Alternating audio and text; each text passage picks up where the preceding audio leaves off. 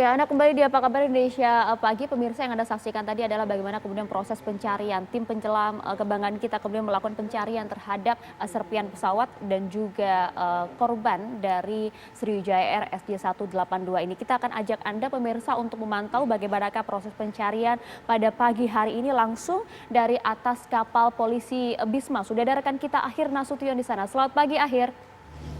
Akhir, bisa Anda gambarkan saat ini Anda berada di sekitar perairan mana dari Kepulauan Seribu dan bagaimanakah proses pencarian pada pagi hari ini?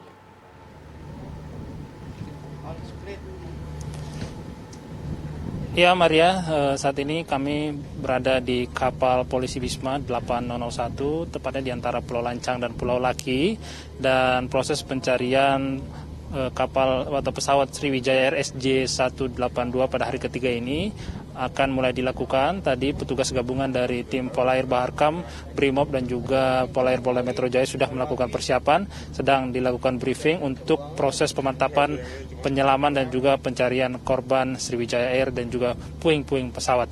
Ada beberapa tim yang akan dilakukan atau yang diturunkan ke lokasi untuk melakukan penyelaman, sementara untuk kedalaman penyelaman yang dilakukan atau yang direncanakan pada pagi hari ini di sekitar 16 sampai 25 meter dengan penyelaman yang dilakukan oleh tim penyelam profesional yang dimiliki oleh tim Polri.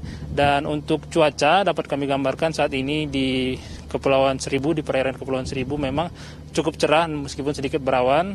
Ini merupakan cukup baik untuk dilakukan penyelaman dengan tingkat visibility atau jarak pandang dalam air berkisar antara 2 sampai 3 meter.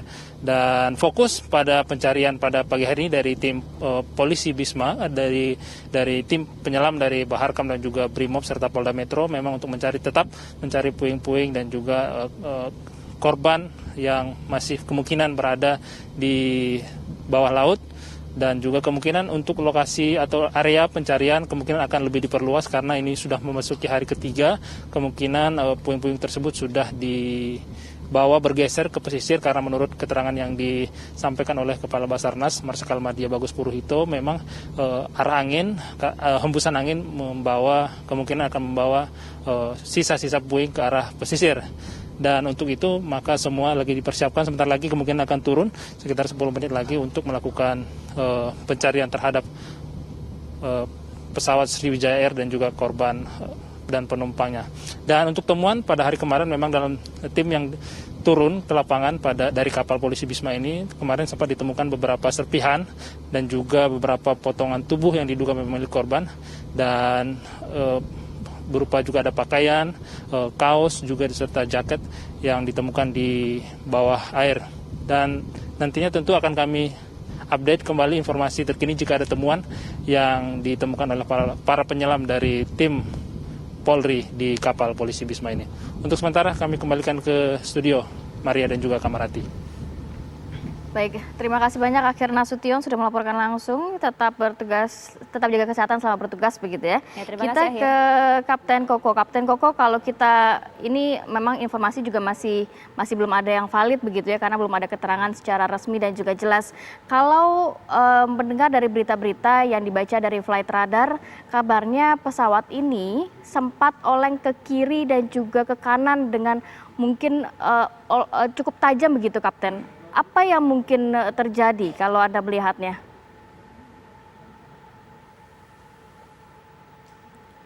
Kapten Koko? Iya, Mbak. Ya, boleh diulangi kembali, tadi kami mengalami masalah komunikasi dengan Anda, Cap. Silahkan. Oke.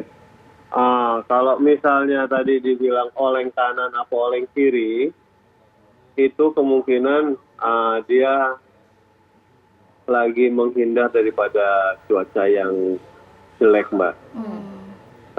Karena pada saat kejadian cuaca emang lagi kurang bersahabat, di mana bulan-bulan Desember, Januari sampai Februari lah, itu cuaca cukup signifikan juga cuacanya. Dan itu ya saya tidak tahu persis bagaimana, karena harus dilihat daripada FDR-nya kenapa dia belok ke kiri atau ke kanan. Tapi dalam jika seorang pilot itu adalah bila terjadi sesuatu, langkah pertama yang harus dilakukan adalah fly the aircraft. Baik.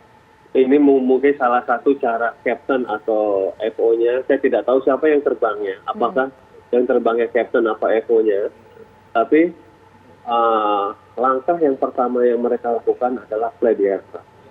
Bagaimana aircraft-nya itu bisa terbang dengan benar. Pada Fly the saat aircraft dalam arti seperti apa, Kapten? Kalau Dalam kondisi masyarakat seperti itu. awam gitu memahaminya?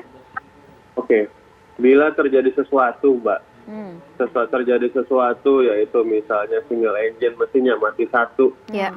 maka yang dilakukan seorang pilot adalah bagaimana dia harus menerbangkan pesawat itu dengan benar, kayak begitu. Jadi Jika dalam kondisi seperti yang terjadi kemarin misalnya, cuaca kurang mendukung, kemudian juga kita tidak tahu juga apakah ada kendala dalam mesin, apa yang harus dilakukan oleh seorang pilot, Cap? Oke, ya itu adalah yang pertama dilakukan adalah dia menerbangkan pesawat dengan benar, fly the aircraft. Setelah fly the aircraft, yaitu mereka pilot tersebut akan memberitahukan intention call dulu kepada menara pengawas ataupun tower, yaitu berupa medic call atau pen call.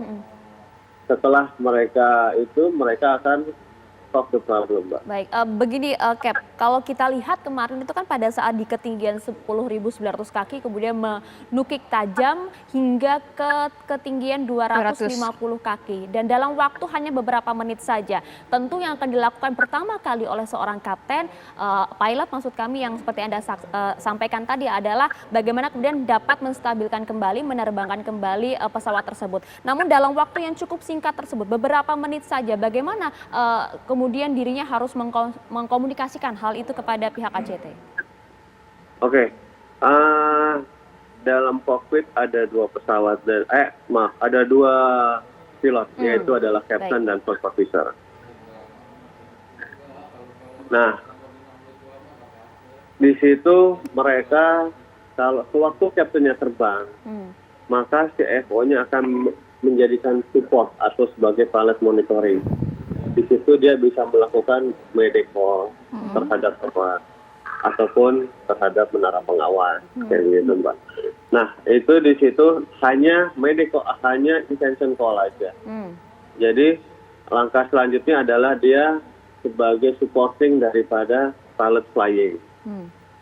Jadi apa yang dibutuhkan oleh pilot flying dalam menghadapi suatu masalah yaitu adalah pada posisi pilot monitoring. Oke. Kayak begitu. Nah, pada saat kejadian 182, saya dan rekan-rekan kita belum tahu siapa yang sebagai pilot flying dan siapa yang sebagai pilot monitoring. Baik. Tapi, just for your info aja, Mbak, seorang kapten itu di-train 6 bulan sekali, itu dalam menghadapi suatu masalah. Jadi kita selalu ada yang namanya cross check simulator, di mana cross check simulator itu kita terbang dilatih dalam kondisi abnormal. Oke.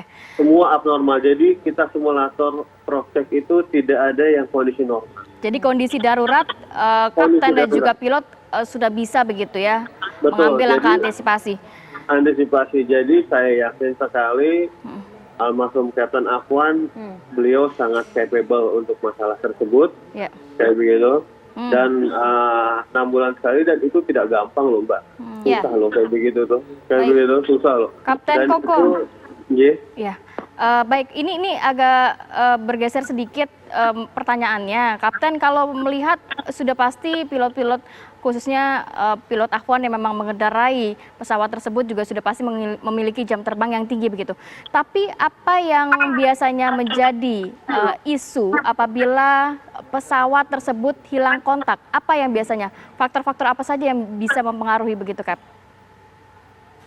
Kalau faktor lost contact itu ya sebenarnya satu emang kalau emang pesawat komunikasinya memang rusak ya, Mbak ya. Yang kedua adalah jatuh.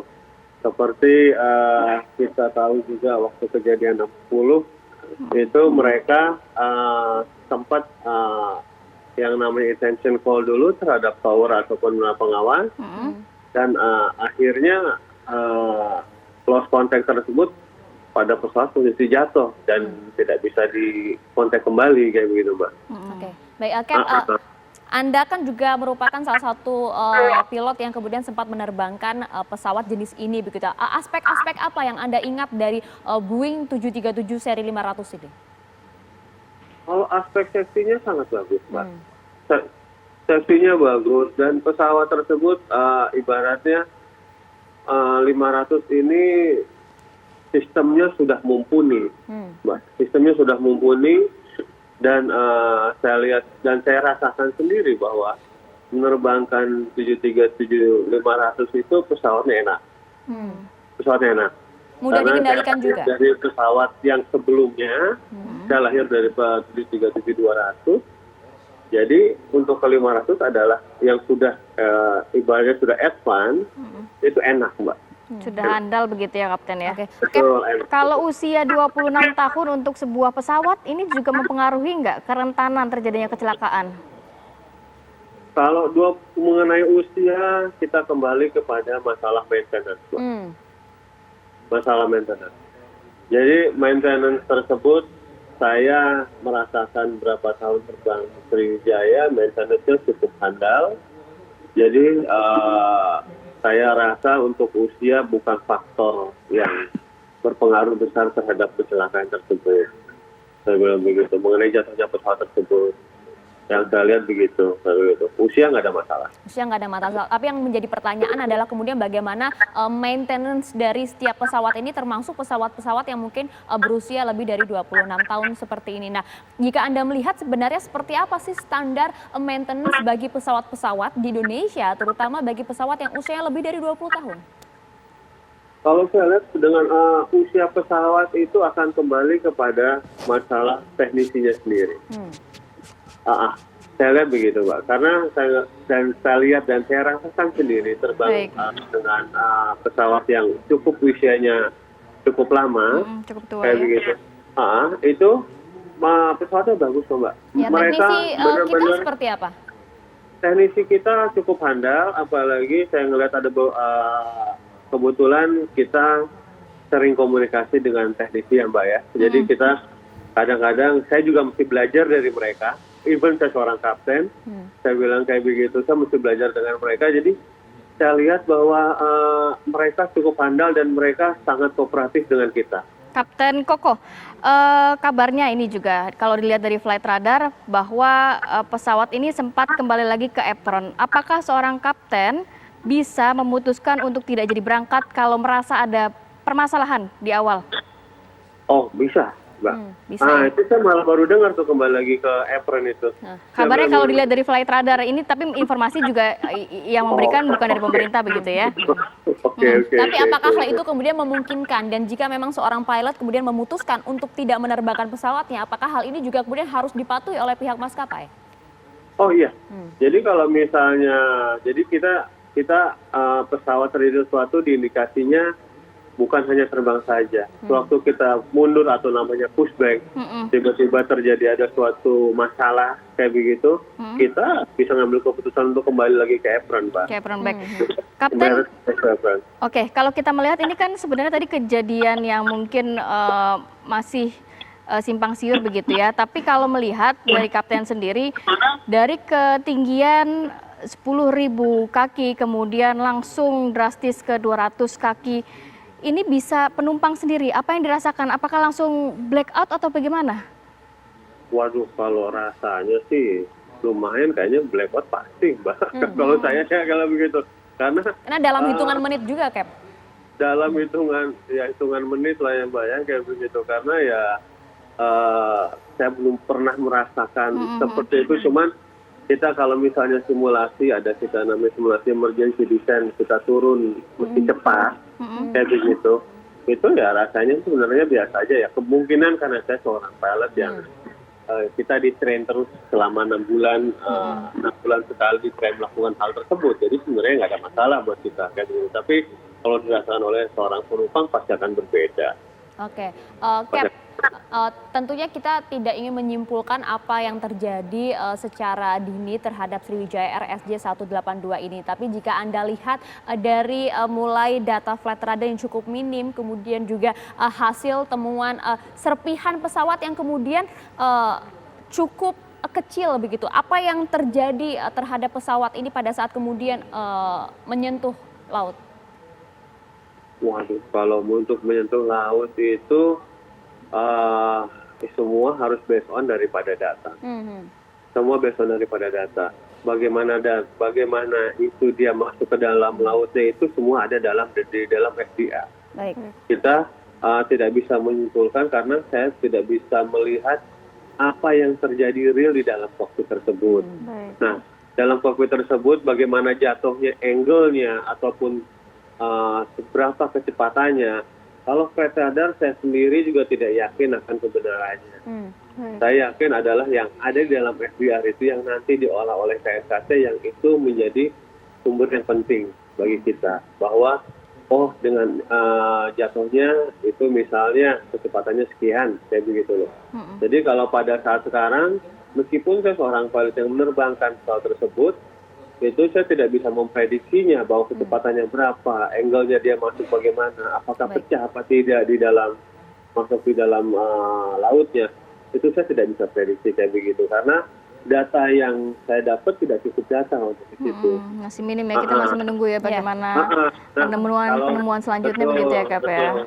Betul Mbak. Baik. Tapi yang jelas bahwa saya ngelihat dengan seorang almarhum Kapten Afwan yang capable ya Mbak ya, saya bilang begitu. Beliau juga dari ex-TNI juga, yang dimana itu saya tahu recordnya juga sangat bagus, dan juga kawan-kawan juga beliau mempunyai hubungan baik dengan ground staff-nya juga sangat bagus sekali, karena pas waktu kejadian beberapa rekan-rekan kawan di Sriwijaya Natural itu tepatnya kita berteleponan, ya mereka sangat sedih sekali ketika terjadinya ini. Iya, tentunya kesedihan itu yang juga kami semua rasakan begitu ya, Cap. Terima kasih banyak Kapten Koko telah berbagi informasi bersama kami di Apa Kabar Indonesia Pagi. Tetap jaga kesehatan, Cap. Siap, terima kasih Mbak Maria, Mbak Rati. Terima kasih Kapten. Assalamualaikum. Ya. Waalaikumsalam warahmatullahi wabarakatuh. Baik, itu dari sisi bagaimana melihat kejadian ini dari sisi pilot begitu ya. Kita harus jeda dulu sejenak pemirsa dan juga Ayah. Kita akan berbincang mengenai, kita semua berharap tidak hanya saja keluarga, berharap ada kabar baik begitu mengenai para penumpang yang masih terus dilakukan proses evakuasi dan juga pencarian. Nanti kita akan mendengarkan ya bagaimana kisah dari mereka sendiri ya. Kita akan ajak Anda untuk berbincang dengan keluarga korban dari Sriwijaya SJ182. Tapi usai jeda pemirsa, tetaplah bersama kami.